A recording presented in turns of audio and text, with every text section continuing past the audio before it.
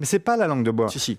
Mais si, mais non. Je suis de ceux qui pensent que ils n'ont pas à se mettre systématiquement en avant, considérer que c'est eux ou personne. Aujourd'hui, la question qui ambitionne. Monsieur Faure, vous avez échoué à être nommé Premier ministre. C'est pas votre faute, c'est le président qui ne vous a pas choisi. Vous laissez dire aujourd'hui que vous songez à l'élection présidentielle. On vient de parler de la primaire. Quel est votre calendrier? Avez-vous une deadline? À quel moment déciderez-vous si vous serez oui ou non candidat pour 2027? Je n'en sais strictement rien. Ce que je sais, c'est que le moment venu, il faudra se poser la question de celui ou celle qui est le plus en mesure de l'emporter. On a compris la Et langue je de bois. souhaite que ce Maintenant, soit- quand vous? Mais c'est pas la langue de bois. Si.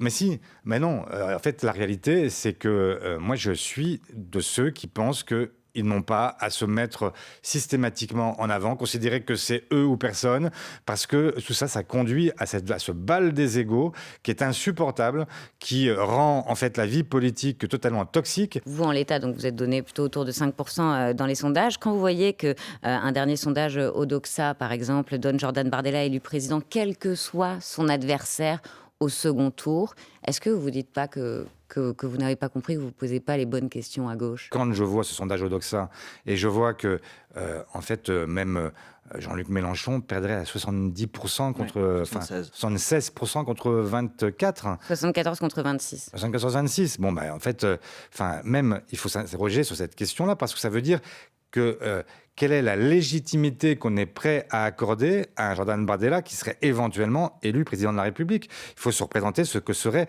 le tsunami de cette élection si elle se faisait dans des proportions telles qu'on pourrait donner le sentiment qu'il a en fait carte blanche pour faire tout ce qu'il souhaite. Et donc c'est pour la raison pour laquelle nous devons opérer un barrage qui soit le plus efficace possible et faire en sorte que le moment venu, nous choisissions celui ou celle qui est en mesure de battre Jordan Bardella au second tour. Ça n'est pas rien, mais il faut se poser cette question pour le premier et pour le second tour.